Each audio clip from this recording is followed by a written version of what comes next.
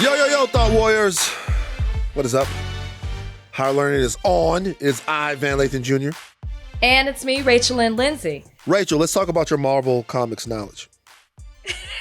I think it's very well known in the Thought Warrior community that there is no knowledge. There's nothing.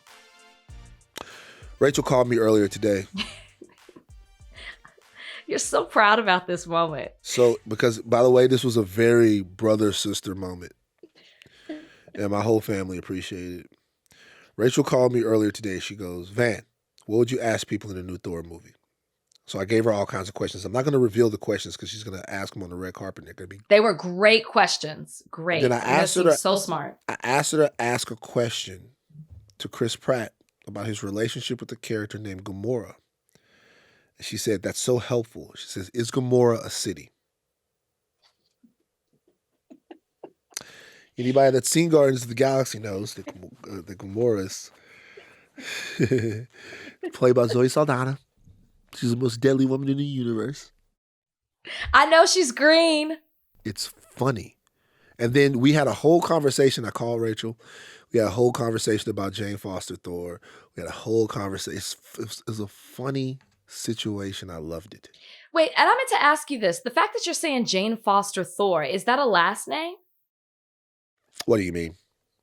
Well, you keep saying Jane Foster Thor, as if that's her government name. Her name is Jane Foster, but she is the Jane Foster version of Thor.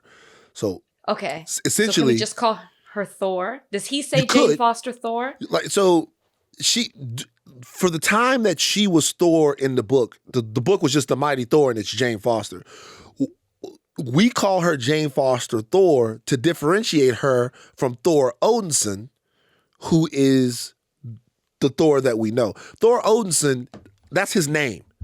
All right, so Thor is both a name and a mantle. So Thor Odinson is his name.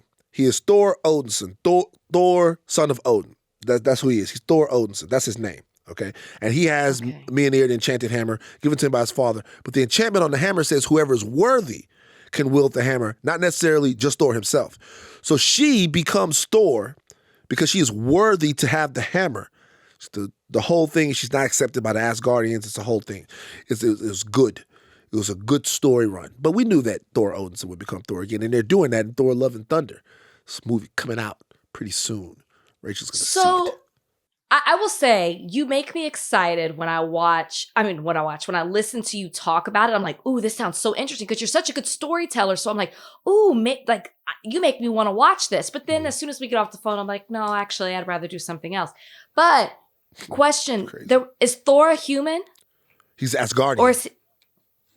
Oh, shit. I'm not asking any more questions. He's not, but he's from a different planet. He's an Asgardian. Like Wonder Woman. No. She's from a different planet. No, she's not. She's from the Amazon, right? She's from Themyscira. That is not a different planet. That is here on Earth. I'm done. I quit. You watch Wonder? It's too much.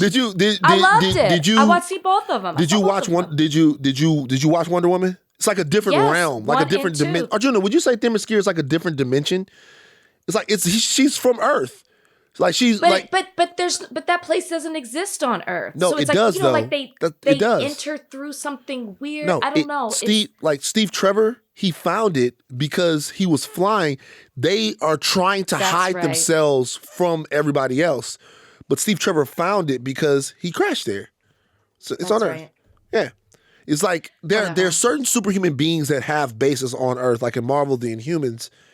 They're a race of people that have had their DNA altered to be weapons, but they live here on Earth. Now they live on the moon, but it's on Earth. Anyway. It's a lot to unpack there. But listen, I feel very well equipped. I appreciate it. I had a rough night. What was the rough night? Brownie, my Brownie, my little dog. I think he got bit at daycare, but they're not owning up to it. That's a whole nother issue that I have a call scheduled with tomorrow.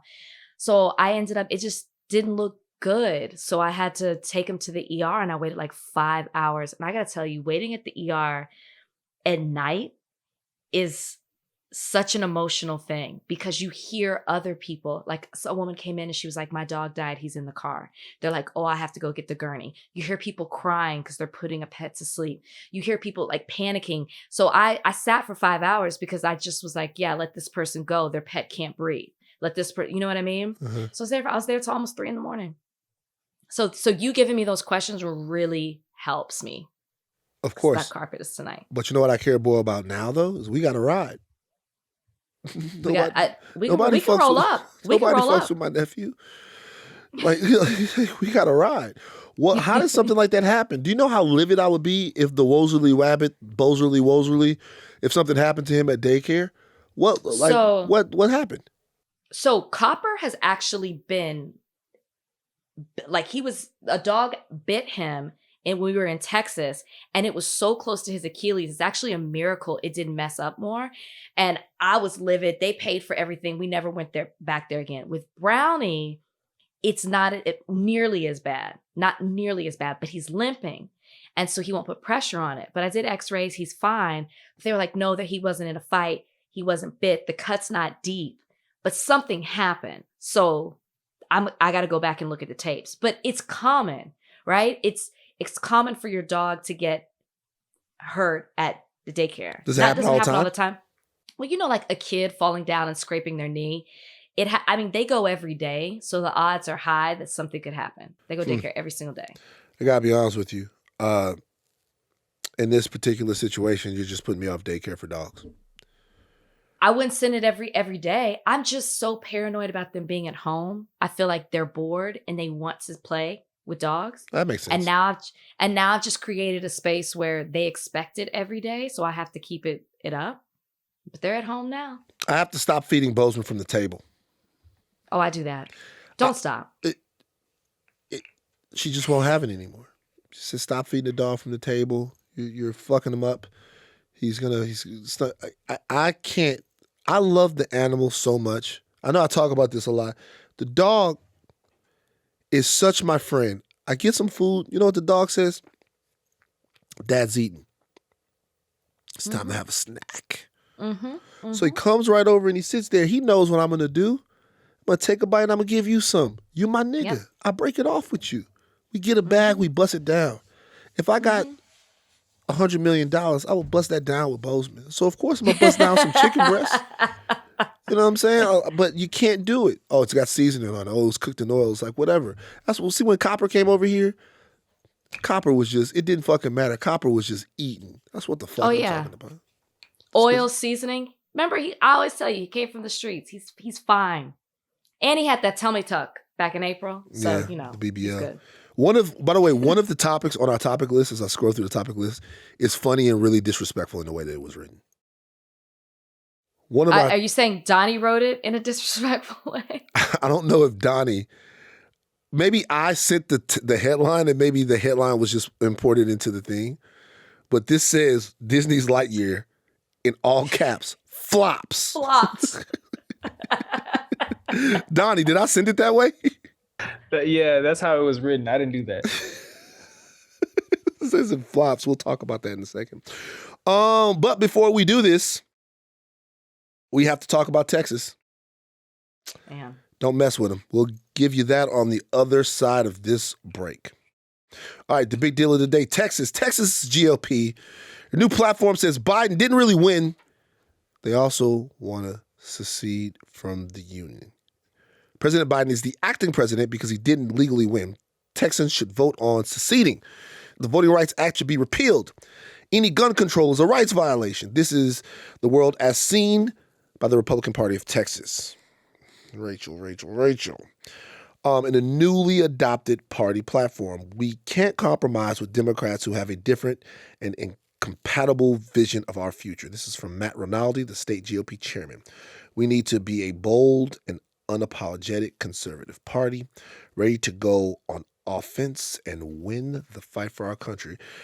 This platform has been outlined in a 40-page document that addresses state issues, but also much broader priorities, such as calling for the U.S. to leave the United Nations, The delegates approved it over the weekend at the party's convention in Houston. Blah, blah, blah. We reject the certified results of the 2020 election. Acting President Joseph Biden Jr. is not limited. Blah, blah, blah.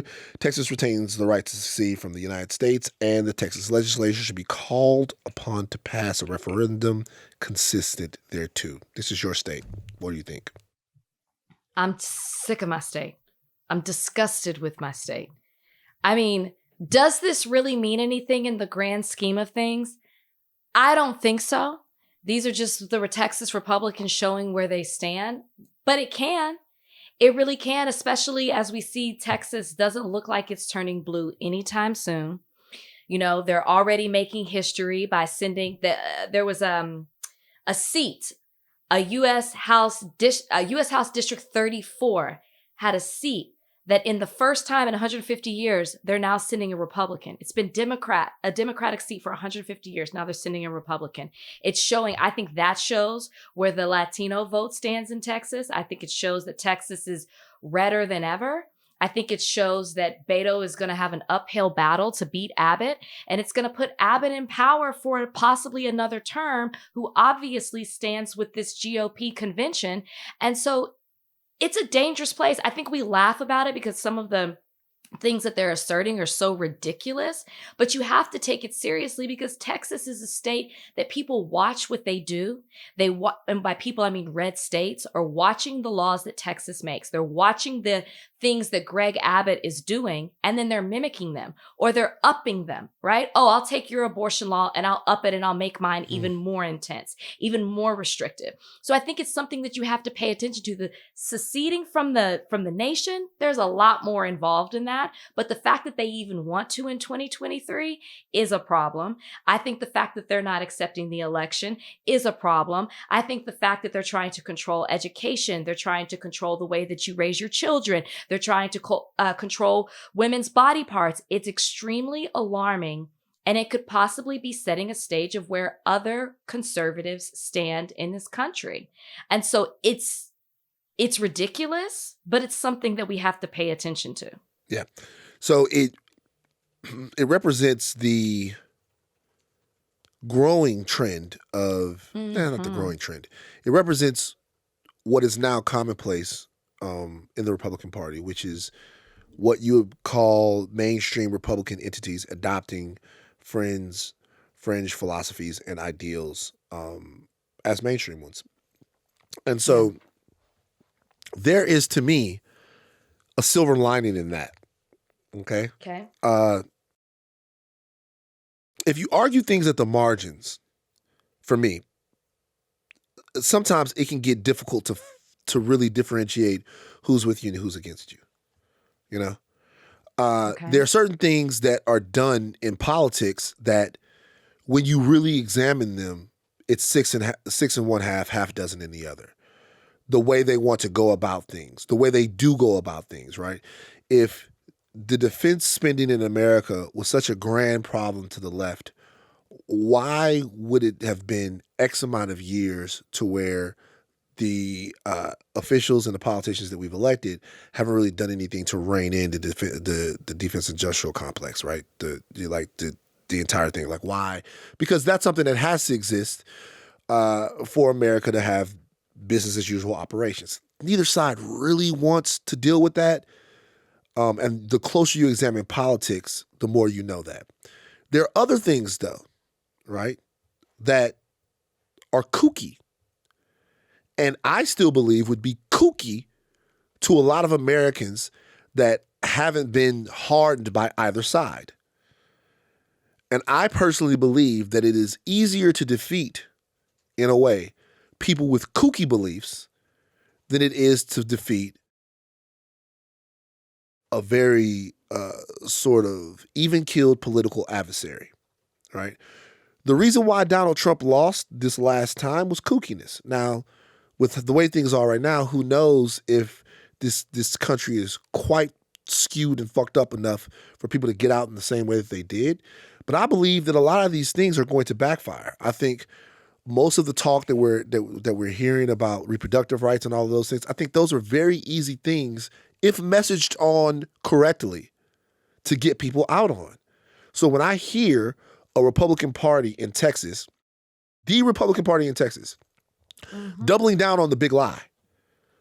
When I hear them talking about secession, when I hear those things, I think fertile ground for lively, worthy opposition to make inroads. That opposition just has to be brave enough to call crazy shit crazy shit. So while it's concerning how kooky the right is becoming, I think that there's some political opportunities in there if the right energy is doled out and the right strategy is taken. I think that when you look at the polling numbers on some of these issues, and I'm gonna stop filibustering in a second, that most Americans are anti these things. So you have to figure out a way to take that polling and that messaging and turn it into political power if you're the left. So when I saw this, I was like, I don't mind if they're getting a little bit crazier. It's crazy is easy to see. Well, that's a very logical thought. And what you're saying makes a whole lot of sense. But if majority of the country believes is against some of these things, I think that that majority, most of them live in the same place, these big cities, in blue areas, in blue states.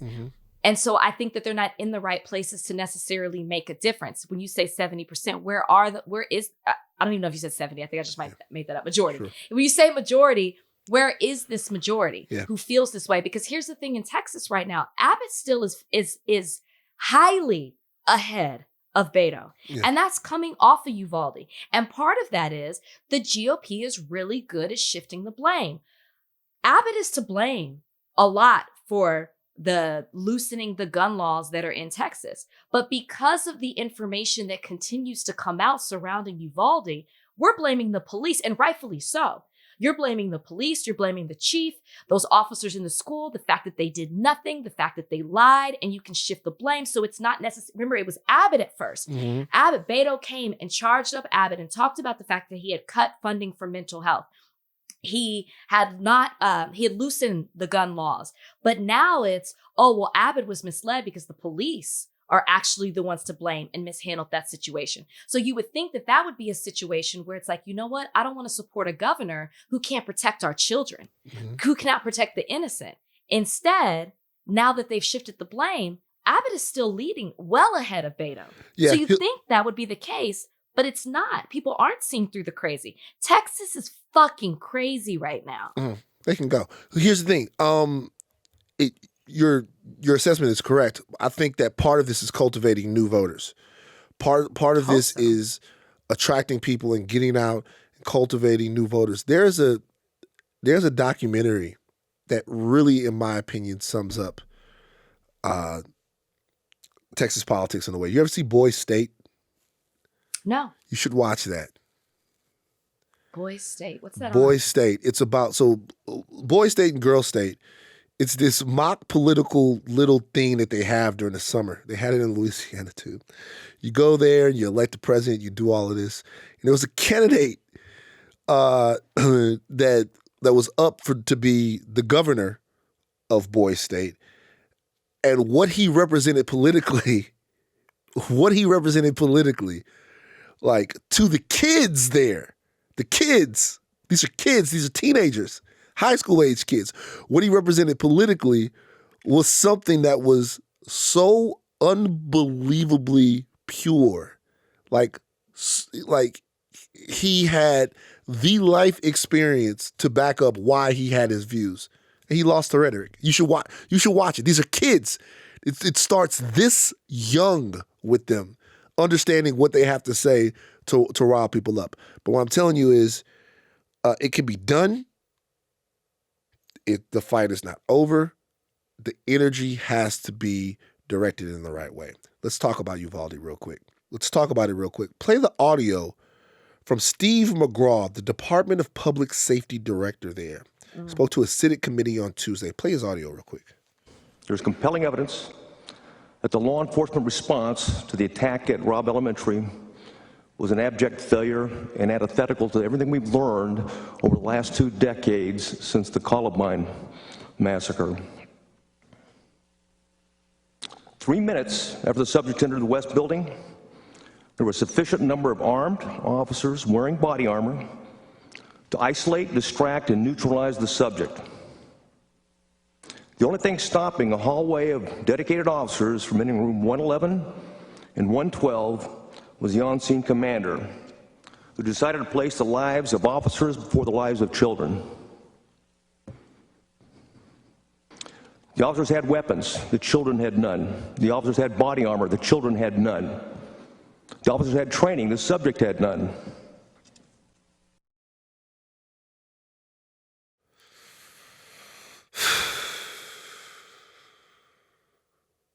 So many issues are coming together at once. So many things that, for whatever reason, as Americans, we refuse to confront. You look at Uvalde, and politics is getting in the way of people's lives. We refuse to confront gun culture in America. We refuse to confront American mental health and how people are feeling. And we also refuse to confront the absolute putrid state of policing. Your police that you have told us need our unwavering, uncritical, and unrelenting support. Wouldn't save the kids in their own community, the babies.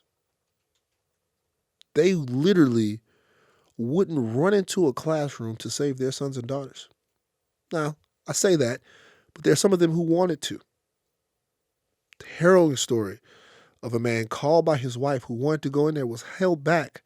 I just don't understand how we can still have the same shit. The cowardice that was displayed by the Uvalde cops, I see all the time in the videos where I see cops with guns shooting down and kicking the shit out of people who are unarmed. Like they seem big and bad, but when somebody has something and is actually putting the most innocent amongst us in harm's way, they didn't just hesitate. They didn't act at all. It's nuts. These are three very distinct American problems, and I'm just wondering, who's on this? Who's dealing with this? I think a lot of people who become police officers do it for the status, for the uniform, for the badge, for the power to carry a gun, and for the pride they feel represents being a police officer. I really do. And I've mentioned this before on the podcast. I've seen it when I had to work with police officers when I did municipal law. I had to work hand in hand with police. Now, granted, it was for Class C misdemeanors like traffic tickets and stuff, but I would see the video footage of these stops. I'd see the way that they would talk to citizens. I'm not just talking about ones of color. I'm just people in general. I would see the disrespect. I would see the way that they would say, like, "Oh, you're talking to me." It's a mindset. And I really think that rather than doing it to protect public safety and the citizens of whatever city, county they represent, it really is for the status. And I think that that's a conversation that we need to continue to have. How in the world, I can't even process this new information that's coming out. How could you have sat in that hallway and heard the gunshots? Like, how could you have heard the pops knowing that they were pointed at someone and it was kids taking someone's life and they were dying on that floor, and you stood there breathing while other people were taking their last breath? I cannot process that. It's disgusting. How can you, I just don't understand how you could go home at night, how you could sleep, how you can be okay and continue throughout your day knowing that you could have tried. That's what you took an oath to do. Protect and and serve. You didn't do it. And then you hid behind lies. You hid behind, this is what my boss, my chief told me to say, instead of going out there and protecting the very people that you vowed to do. Exactly, Copper. It's just, if we feel this way, Van, just imagine how difficult this is for the families. Yeah, it's terrible. That know it could have been prevented. You know, it's one thing to say it could have been prevented by the banning of assault weapons, but to know that The cops were they there. were on site minutes after it happened. The good guys And it with took an guns were there. hour. Yeah. Over an hour Yeah. before they did anything. Very few American They should be institutions. prosecuted. Yeah, they should. Very few American institutions have our faith right now. Rachel, there's a new segment I want to debut Oh gosh. because we have to talk about it. There's an epidemic of dick riding that's happening What? all over the country, all over the world. Quite the left turn. What? We- Where? Why? Who? What? We've become a culture devoted to dick riding. I'm from Baton Rouge, a place where we don't dick ride, right? We don't. Okay. As a matter of fact, it was something very popular when I was in school to where if you were on somebody's dick and you were riding dick, someone will go and pluck you off. Pluck you off somebody's dick. Like somebody would come up and if I felt like you was on my dick, I'll go, oh, get off, dog. Relax. And that is what is happening now. This is the very first edition. This segment is called This Week in Dick Riding. Donnie, give me my sound. Ride sticks, ride stick, it don't stop. That it is. Where did that even come from? This week in dick riding. This week Donnie, in stop playing along. I need you to stop playing along. this week in Donnie, drop my sound again. Drop my sound again. This week in dick riding. Ride sticks, ride stick, it don't stop. Is that your voice? That's Han Solo. Yeah. Okay, so this week in dick riding, I'm talking to Drake fans. And let me tell you why. Okay. Drake dropped, very short notice, a new album. It's called Honestly Nevermind. Mm-hmm.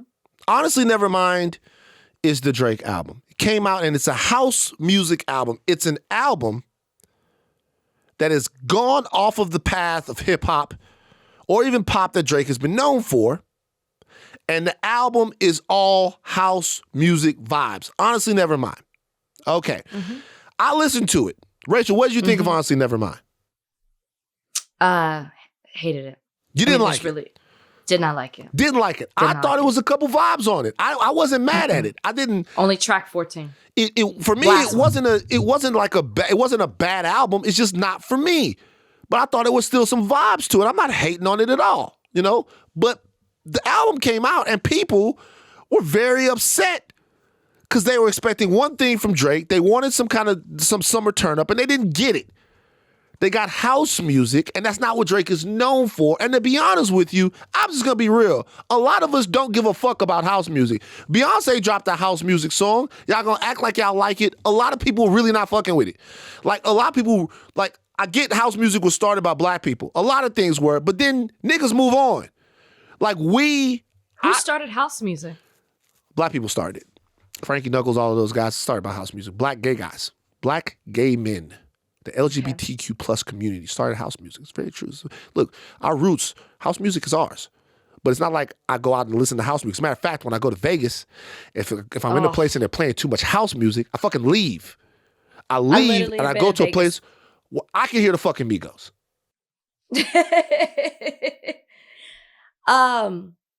You know why I say I hated it? It's not even just that I don't like house music. It's not even just that Drake is doing something that we don't expect from him. He didn't do it well. Oh, That's wow. really what it is. Yeah. I don't think he did house music well. It was missing something. It was missing like an extra beat. There was a layer that was off. It sounded like even his singing on it didn't hit hard enough. The remixes are gonna be house. Yeah. That's gonna be EDM. But that way the album hit, it all sounded the same.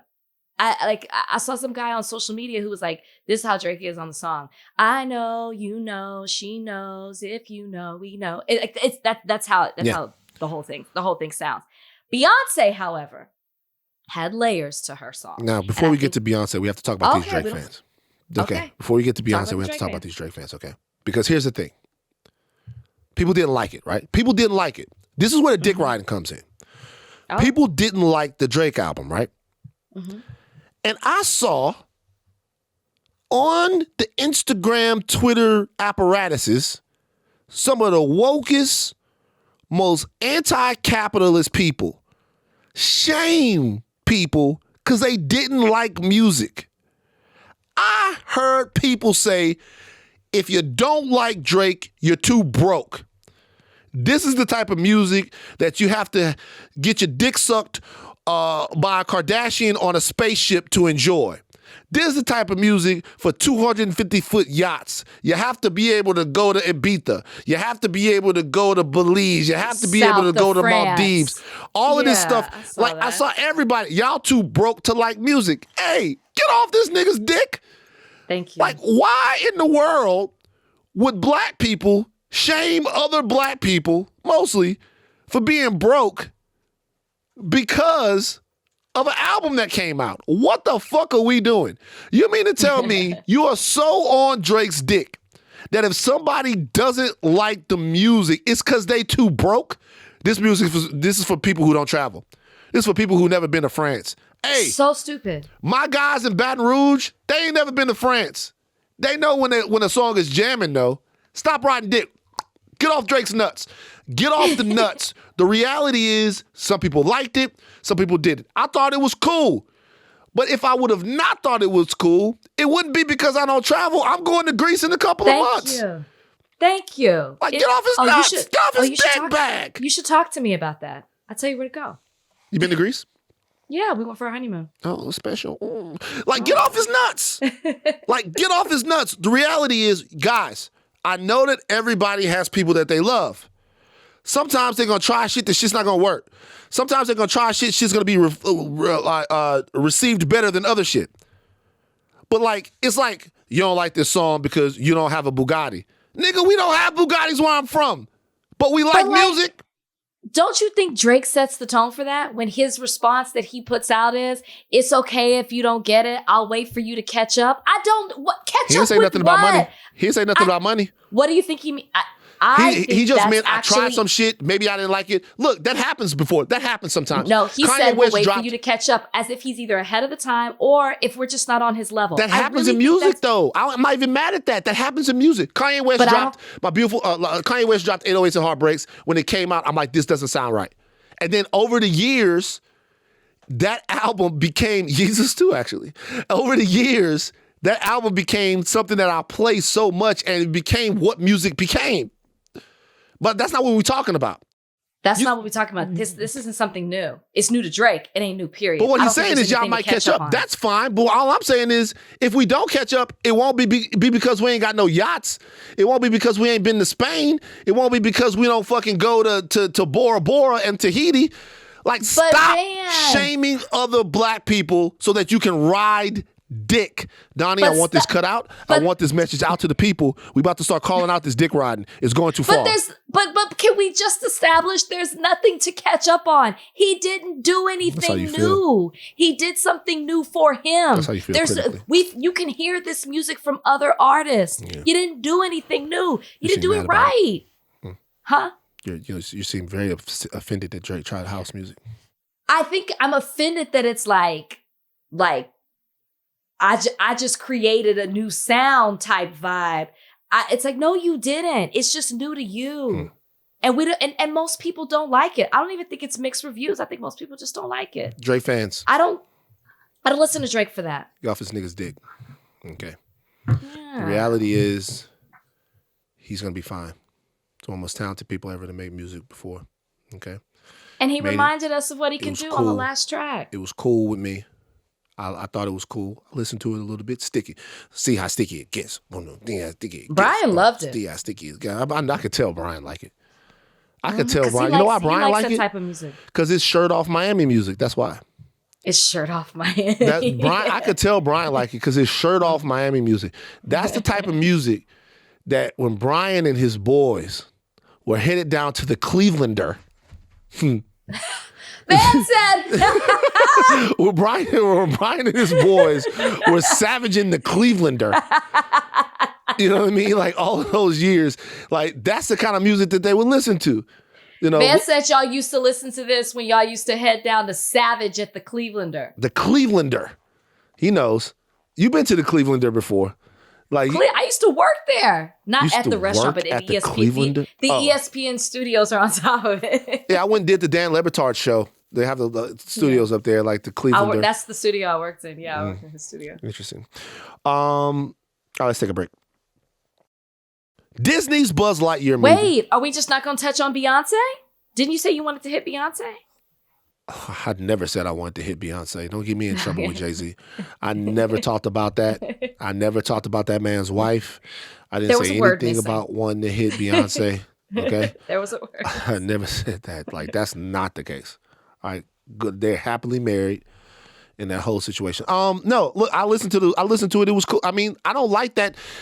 I'm not going to dig that song because I don't dig that type of music. So she didn't make that for me, and that's okay. Like, it's okay if that not everything is for me. Like, a lot of music I listen to. Like, Rachel, do you like death metal?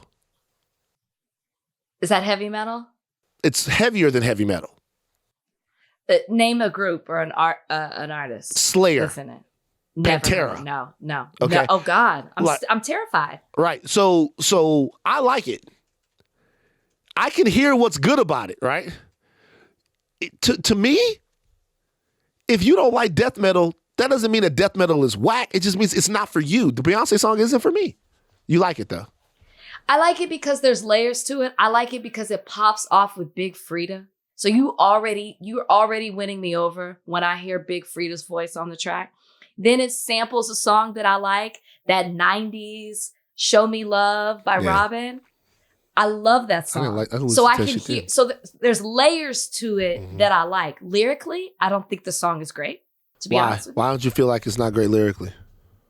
It just doesn't move me in that way. I think I'm not like, ooh, that was a bar. That's not how I felt about it. But I felt it. It had the right layers to it where I was like, this is a song. I'm not jamming it in my car, but I can see that's a song I would want to put on if I was on a boat in the water. If I was on vacation, Really? I want to hear, I want to hear that. If I'm with my girls. Like, really? You're going to Yes. go on a boat in the middle of the ocean and you're going to put that song on? If I was You with gonna my run your blood girls, pressure up. that's a You're song. supposed to be chilling. If I was with my girls, that's like a song I would want in the background while we're having a good time. It is. Nah, I man. get it. It's very much so a summer song. If I was out with my girls. It hits. If I was out with But my I'm not girls, like, you got to play that City What? Girls. oh well, no. I mean, it's FNF all day. You know what That's I'm the saying? song of the summer. Do you know that song? No, what's F and F? I'm F Oh, R fuck nigga free. E. Fuck nigga free. That's the song of the summer. Right. Shout out for Beyonce. She told y'all to quit y'all jobs in the song. She got $1 billion. Y'all quit y'all jobs. See what I'm can I be saying honest with you? lyrically? Please See don't what I call said it. lyrically? Hey, please don't call. All jokes aside, don't call into work at Chick-fil-A and then quit because Beyonce said. Stop with this. Because you will break your soul. And You will. yeah, your soul will be broken. You'll be broke all over this motherfucker. Here's the thing. By the way, Beyonce adding to the supply chain crisis that we have, we need actually more workers. We need people to go out there and we need them to work. You know what I mean? The supply chain is going to inflation, all this stuff. Don't look. Listen to everything that Beyonce says about. Don't take your economic advice from Queen Bee. I love her. Also, break down the lyrics. She quit her job because she's going to find something that makes her happy. She's going to do something that she loves. It sounds so like dope. she found that before she quit her job. I'm just saying, lyrically, if we're analyzing the lyrics. Do what makes you happy, but don't do it until you have it in place. I tell you what makes me happy. Having electricity. It makes me happy. Okay. Okay. And if you don't work, they're going to cut your fucking lights off. Okay. Disney's Lightyear flops in opening weekend after controversy over lesbian kiss and axing conservative Tim Allen as voice of Buzz. And I will say this headline I grabbed from Twitter, so this is probably from some conservative joint that just popped up on my shit. But there's actually something to be learned. Lightyear was voiced by Chris Evans. Am I right, Arjuna? Chris Evans. He had been Correct. He had been voiced previously by Tim Allen, a ultra white, ultra right wing conservative drug dealing snitch. I'm going to treat Tim Allen just the way conservative media treats us. Tommy Lauren jumped on to Jay-Z saying he was a drug dealer for 14 years. Well, guess what? Tim Allen was a coke dealer, and he was caught with coke, and then he ratted. Allen 69. Okay, so he's not doing the movie. It's a Toy Story spinoff. It made $51.7 million in North America. That is a Pixar flop. That's just the way around it. Pixar does better numbers than that. Pandemic or no pandemic, Pixar numbers do better numbers than that. There seems to be in this movie lesbian kiss. It was banned in a bunch of countries because of this. Do you think that Lightyear flopped because of the removal of Tim Allen and because of the lesbian kiss? Possibly, but more so because there are probably a whole bunch of conservative parents that didn't allow their children to watch it. Not because it's not a good movie, not because obviously the kids don't feel a certain way. Yeah, there's probably a bunch of right-wing conservative parents that are like, absolutely not.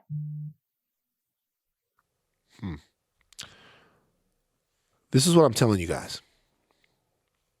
I've been telling you guys this for a while. To all of my woke warriors out here. You have a responsibility.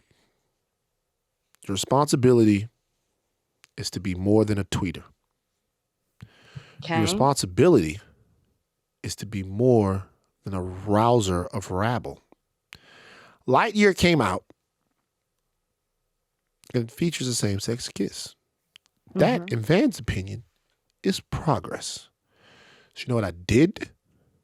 I went to a screening of Lightyear, true, but then I also went to the movies to see Lightyear to support said progress. We have a lot of conversations on this very podcast about the WNBA. You can tweet about the pay disparities in the WNBA all you want. You can bellyache and raise awareness about the pay disparities. It's not bellyaching. It's pointing out valid social issues about pay disparities in the WNBA all you want. The most powerful way you can support the WNBA is to watch it and to go to games. Even if you don't fuck with basketball like that, start fucking with it. Start caring about the WNBA. Start caring about the women who you say you're fighting for. Lightyear comes out. What happens is companies like Disney, other companies, they say, hey, we're getting creamed because we don't have enough diversity in the stuff that we put out. We're getting creamed. People are talking about the fact that we're behind the curve on this. So let's go ahead and encourage our creators to do this. Then things like this happen, and they figure we can't do it again because they're not going to lose money for y'all feelings. So the reality of the situation is, the moment that it was discovered or revealed that Lightyear had a same-sex kiss, there should have been a push to get people to go and show up to the movie. I know that people are going to say, hey, we shouldn't have to make a special sort of effort to support things like that. But guess what? We do. We do. Every time this happens, the people that don't want to see this are emboldened. The people that don't care about a million heterosexual kisses that we've seen in all different types of content since we were born. Mickey Kiss Minnie, all of this stuff. We've seen this all. It's the people that say, hey, don't show anybody kissing to my kids because it's sexualizing the kids. When we've seen these kisses, you're emboldening them. So the fact that Lightyear flopped, well, number one, Lightyear's, it's okay. It's not terrible. It's good. It's okay. But the fact that Lightyear flopped, it should have never flopped. Everyone should have been running out to see progress. Everyone should be running out to see to see things change and to see the world open up and be different. And when it doesn't, it falls back on not them, but us. Do you think that Disney's lack of early, like the flip-flop that they did, messed it up even more. The fact that Disney had it in there and then they removed it. And then the only reason they put it back is because there was a lot of public pressure from Disney employees who felt like, why would you take this out? This needs to be put in. And so I think that might have been part of it too, because Disney didn't really seem to stand behind this if they initially tried to take this out. Disney was right on which part? I'm sorry. Disney was right to think that having the kiss in there would hurt the business of the movie, and that's the sad part. Yeah. Like the sad part is they were right to think that, but they shouldn't be right. We should make them wrong. At some point, we have to. You're 100% right. We have to put our money where our mouth is. We have to, we have to. But that's a fair point that you made. Okay, Saucy Santana. It's a very fair point that you made, Rachel. Back and forth is not good. Saucy Santana. He was performing to a large and excited crowd, and he wanted to remind people that gays run the world. Play Saucy Santana's audio, if you will, Donnie B. One time for the LGBT in this. Because I want y'all to know gays run the world. When they got done, they call the gays. When the stylists, they call them gays. When they want the face burn, they call them gays. When you're done, baby gay, when you're need advice, you call them gays. Huh. So basically said, when you need a stylist, you call a gay. When you need your hair done, you call a gay. When you need your makeup done, you call a gay. Rachel, is this true? No. Because the way that Saucy Santana is putting it, it's as if that's the only person that you would call. As if that's the only person with talent. As if that's the only person who's going to have you looking top notch. Because according to his words, gay men are the blueprint for culture and style. I'm going to tell you this. I don't like Saucy Santana. And I've actually had this conversation with several people of, I don't get it. I don't get him. I think that he is capitalizing on a trend because he's, I guess, rose to social media fame, is aligned with other famous people, but it's not his talent alone that is what has made him successful. I don't understand it. I guess this is me getting older, but I'm not a fan and I'm not into it. And this isn't the first problematic thing that Saucy Santana has done. What else? Well, you know, of course they unearthed old tweets on people and he was criticizing Little Blue Ivy for the way that she looks. Oh, yeah, and then I did see that. instead of owning up to it, it was more of, here y'all go. I'm still got money. I still got this. Like they're just trying to take me down. No, you just criticize a young woman, Black little girl, for her looks. Now you're putting women down again. Me personally, who does my makeup is a woman. Who does my hair is a woman. Sometimes I use a gay man, but for the majority, it's a woman. The people who style me are women.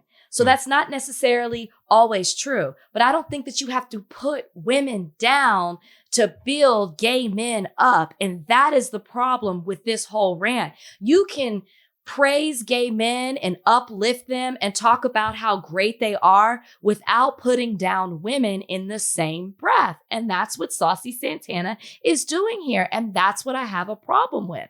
Nobody, I think you can uplift the LGBTQ plus community without having to put other people down.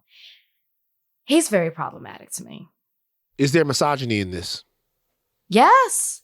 Yes, by what I just said. You feel like Saucy Santana is dripping with a little misogyny?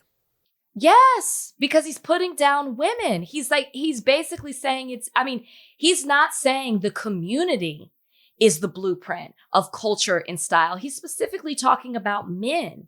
And he himself, as a man, is putting down another gender or maybe even non-binary people to uplift gay men. I do think this has misogynistic tones. Yeah, You think Saucy Santana is a misogynist? You think he thinks Well, men he's are the better messenger. than women? I think he thinks gay men. I know he thinks gay men are better. He literally just said it. Is this type of thing the type of thing that threatens some types of intersectionality? Intersectionality is on the ropes right now, Rachel. I'm not going to lie. Because the more, I think people are more comfortable with their sections than they thought they were. Intersectionality is it's on the run a little bit. And I think statements like this are part of the reason why. Because misogyny and patriarchy is like a heavyweight champion. You have to, it's a full-time job to confront those things. And it doesn't matter how intersectional you are. If you're not doing what you're doing, you might think that just because you have a penis, you are better than someone. And it's a hard thing to divorce yourself from if you're not trying.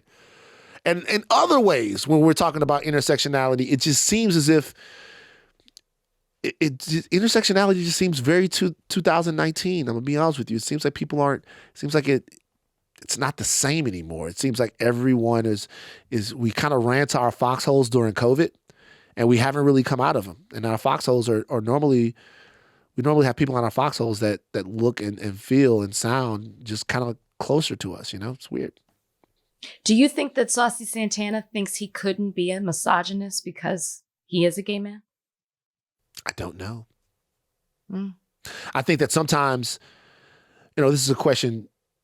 I'm not a woman and I'm not a gay man, so I really wouldn't know. But I think sometimes kinship brings a familiarity, and that familiarity, especially I think that familiarity can sometimes lead to a little contempt.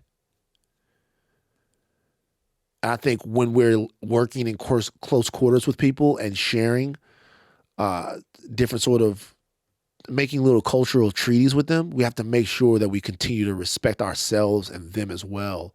Or sometimes that contempt can come out of places where you wouldn't expect it to. And I would wonder, and I wonder about that. Maybe we'll bring Jared on to talk about it. Okay, Supreme Court made 2 decisions. I want to ask you something, Rachel. We can talk about these decisions, or we can bring our friend. Oh, let's bring our friend on. Let's bring our friend on. So we're going to bring Caroline Corbin on to talk about what the Supreme Court is doing and how what the Supreme Court is doing right now could affect what the Supreme Court does do. Because to be honest with you, there's a decision that they made on guns that to me is at total cross purposes with what we think they might do on abortion rights. And I have got to talk to a constitutional law scholar about this. So we're going to bring Caroline Corbin on Monday to talk about that. And if that does go that way, then it shows that they aren't making judgments in the law. They're making them aligned with their morals and their politics. Amazon. Alexa. Nope. Amazon's Alexa could turn dead loved ones' voices into digital assistant. Amazon plans to let people turn their dead loved ones' voices into digital assistants, with the company promising the ability to make memories last. No. You say no. That's what a picture's for. Donnie, Trudy, jump on. Yeah. Your thoughts, Donnie? It's beyond creepy. Yeah. Just the thought of it, reading the description where they specifically mentioned an older woman was used to read her grandson a bedtime story after he asked Alexa, "Can grandma finish reading me The Wizard of Oz?" That gives me chills. I gotta admit, I'm torn. I can't get behind that, man. I'm torn. I can't get behind it. I think the moment you did it, you changed your mind. I'm saying 100%. Okay, so let me tell you why I'm torn. And I know that it's bad. All of this is bad. What's happening with AI computers and shit. It's all fucked, all right? There's this episode of Black Mirror called Be Right Back. I don't know if you guys have seen this. Anyone seen it here? I have. What? Has anyone seen the episode of Black Mirror called Be Right Back? Have you seen this episode? No. Donnie? I feel like I have because I've seen them all, but it definitely didn't stick. I don't remember. Refresh. So this is the one where the woman, her partner dies, and there's this thing where they can take all of your partner's social media accounts and their life online and then create a facsimile of them with their consciousness and their personality and then like bring them back. Remember the guy from Star Wars? What's the guy's name? Domhnall Gleeson? Yeah, the Domhnall Gleeson. He plays Donnie. You would remember it if you saw it. Yeah. Okay. Did you see it? Yeah, I did. He's like there's a fake version of him. Like they put the personality into like a fake body. And to a body. Well, it's they're able to make the body. Yeah. And then at the end, I don't want to ruin it for people, but she has a daughter, and her grief can't let her get over it, right? And I don't want to turn this heavy, but I always thought about how creepy that was until my dad died, and like I started going back and listening to saved messages, voicemails that my father has sent me like all the time. Like if I'm in a place and I'm feeling like a little bit like if I'm feeling like a little unsure or if I'm nervous, before I went on Kimmel, like I listened to like my dad, hey boy, daddy just calling to tell you that he love you. And I listen to that and it calms me down. It's like, hey, so I don't know, man. It seems a bridge too far, but maybe I'm one of these kooks that might fucking try. Donnie, I know I don't want to bring up, I know you lost somebody recently. You never thought about maybe wanting to, talk to your mom anymore? No, see, I think I've handled my grief a little bit different than you. I've been like avoiding hearing her voice or seeing her outside of a few pictures that I have around the house. Like this past it was a holiday recently. My stepdad sent me a video of my mom and I couldn't open it. Like, and she's been gone for almost 2 years now, but there's still, I don't know. Everybody grieves differently. So I feel like this would be the exact opposite of what I need. I grieve different. I think that it's normal. I hear about people listening to saved, not normal, I should say, but I've heard about people listening to saved voicemails, or like watching a video or something like that. But I think what the Alexa's trying to do is it's too present for me that I don't think that I would be able to emotionally handle that. That's where I think it's true. It draws the line. Like it's one thing to listen to something in the past. It's another thing to be right here. And again, everybody's different. It might work for some people, but for me, I wouldn't be able to handle it. I would play around with it though. I would make my dad say things that he'd have never said in life. Alexa, play Tu Wong Fu, Thanks for Everything, Julie Newmar. like stuff that my father would have never done. You turn my Alexa on.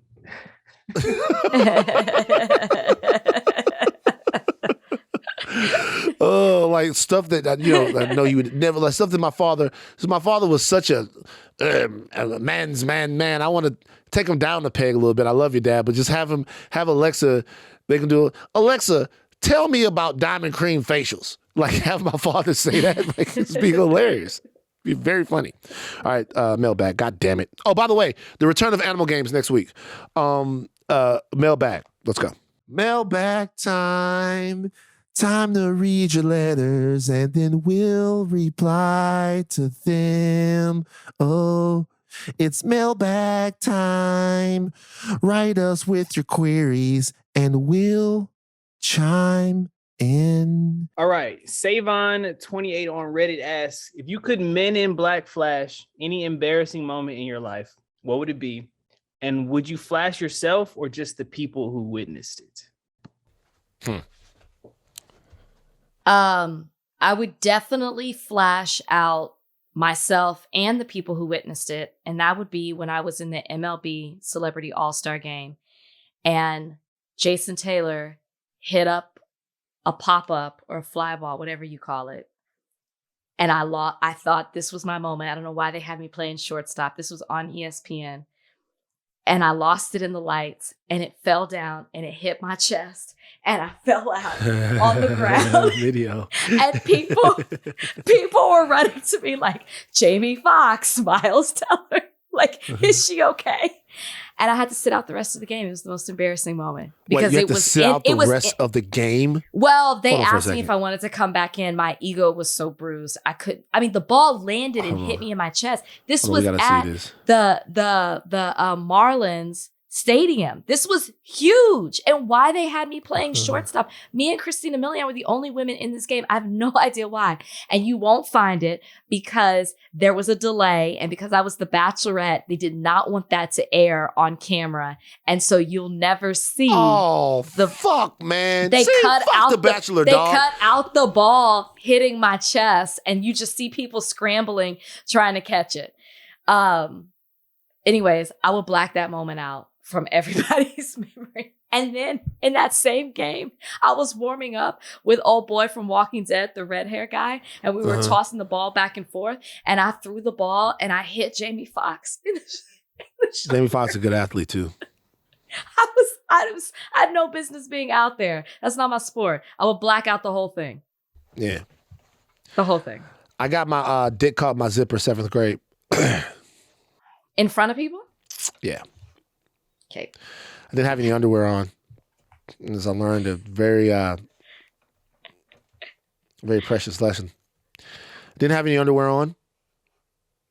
Was coming back. By the way, we didn't have showers in Baton Rouge. Like in PE. We didn't shower.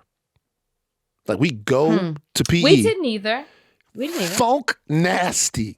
We play outside. Play outside the whole night.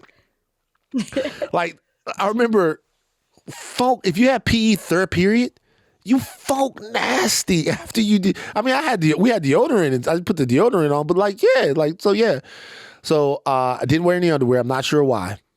And I was zipping it back up and I got my balls caught in ball skin, caught in my zipper. So you had to go to the nurse's office? No.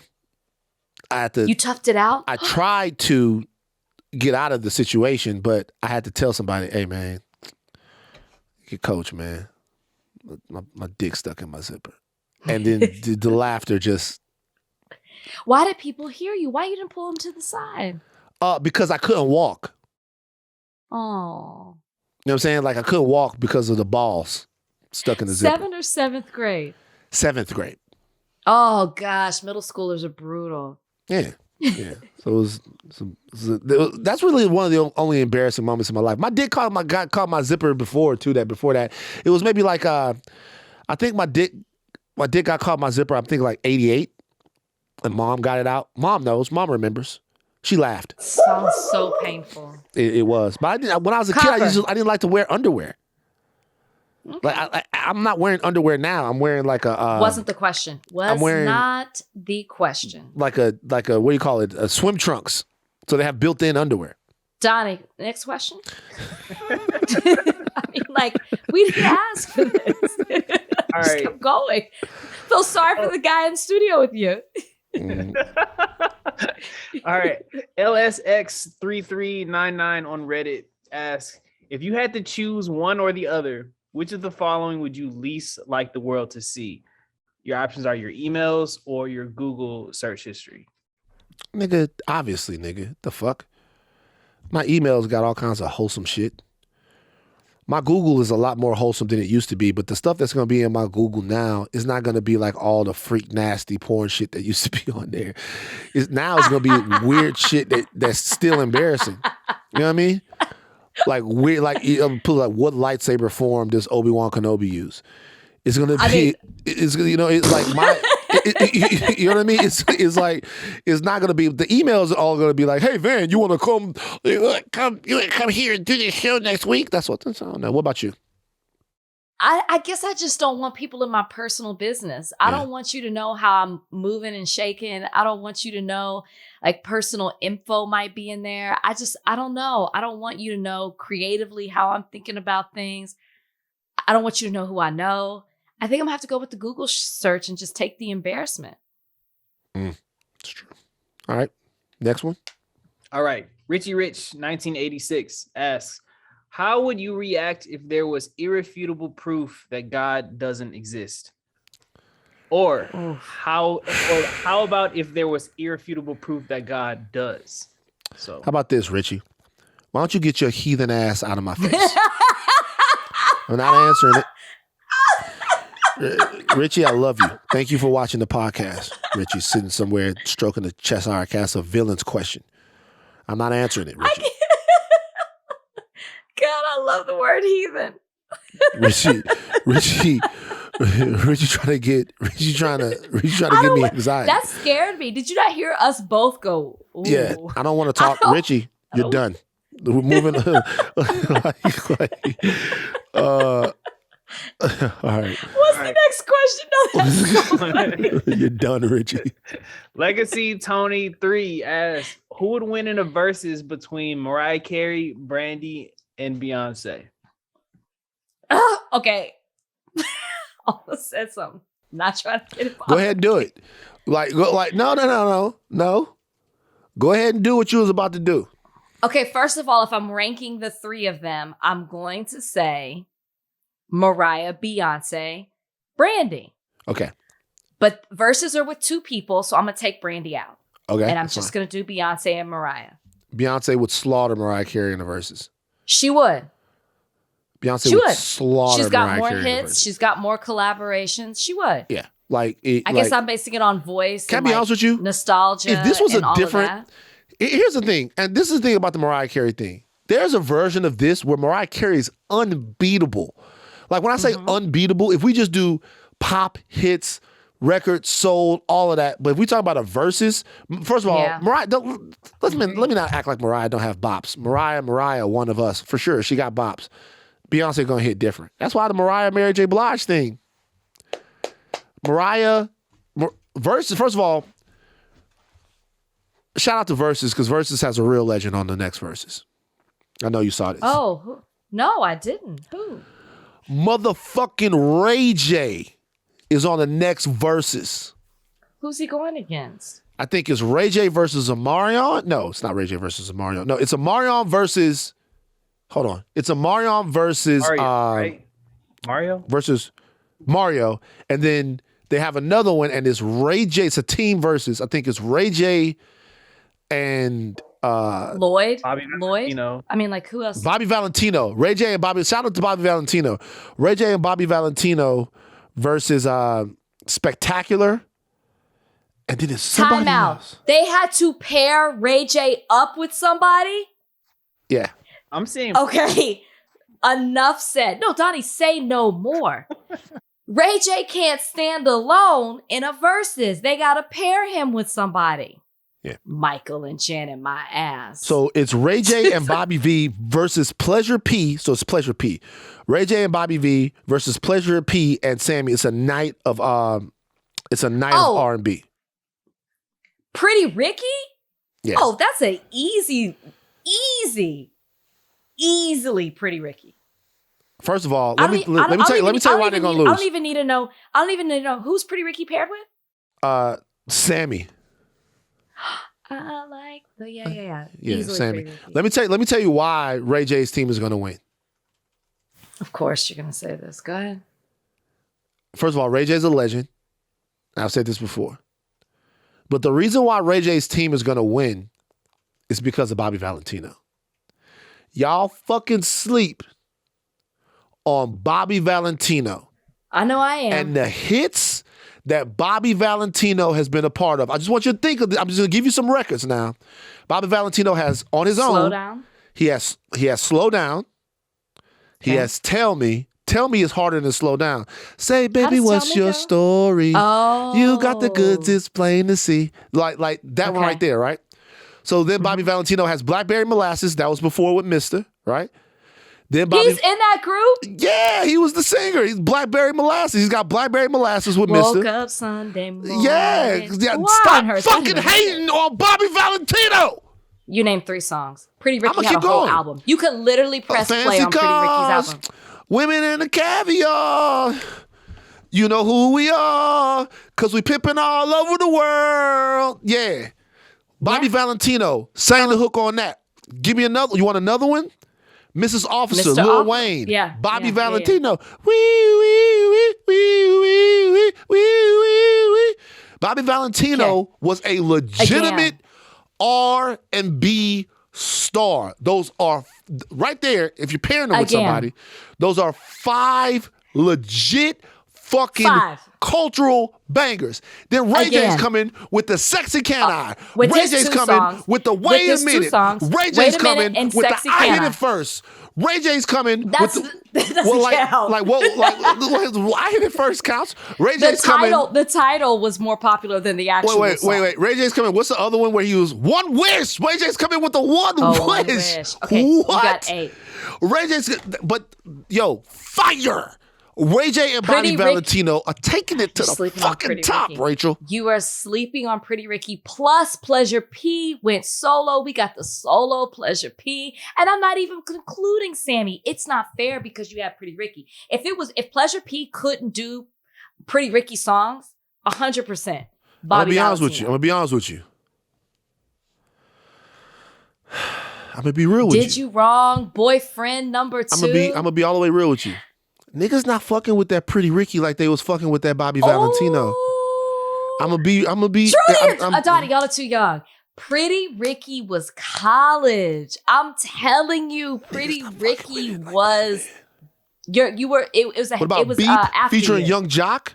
These are hits. No. Wait, Donnie, did you agree with me Yeah, on Pretty Ricky? that was high school for me. I'm a step behind you, but yeah. Okay, you didn't have to do that. damn, It's y'all. okay, fine, whatever. I was in middle school singing some nasty ass Pretty Ricky songs and did not know what they Man. were talking about. But yeah. What about Gimme That featuring Chingy? Ooh. Gimme That. I'm not It's gonna lie, another they hit. made a really good case for Bobby Valentino, and He really did. I was sleeping on honestly, him. I'm not gonna hold you. And Ray J, like One Wish really goes hard. I think I'm in Van's camp on this. Hey. Okay, I just didn't name the songs. Excuse me. Let me get to Pretty Ricky. Excuse me. Grind with me on the hotline. I need to look at the discography. Hold on, please. Grind with Me is the one joint you got because Grind with Me is hard.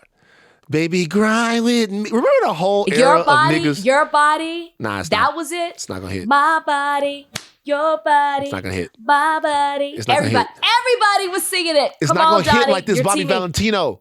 It's not gonna I'm hit. telling you. It's not gonna hit like I'm that Bobby telling you. Valentino. It's not gonna hit. Pretty Ricky is cool. It's not gonna hit like Bobby Valentino. I crush the Bobby Valentino joints I just named you. Late night special. It's not Hold gonna on, hit. where am I? On the hotline. Ooh, Love Not gonna Like hit. Honey. I forgot about that. Oh, what about Mirror Push It, featuring Lil Baby. Wayne? Bobby Valentino. It's not gonna hit. No, you're songs just, are not gonna just hit. naming songs. You're just naming songs that have a hyperlink. You have no idea what these are. I know. I mean, that one. Anyways, when is that versus? Tonight? It's in an It's coming up hour. pretty soon. Yeah. Oh, it's in an hour. No, we got the draft. We got the draft. We got the Got draft. the There's draft. too many Probably things. watching Too the many draft. things happening. I got a red carpet. I'll probably watch your draft. Hey, Ray J, Bobby Valentino, 2 guys I consider to be my homies. Get out there and handle your business. I don't know these other niggas. Get out there and when we talk tomorrow,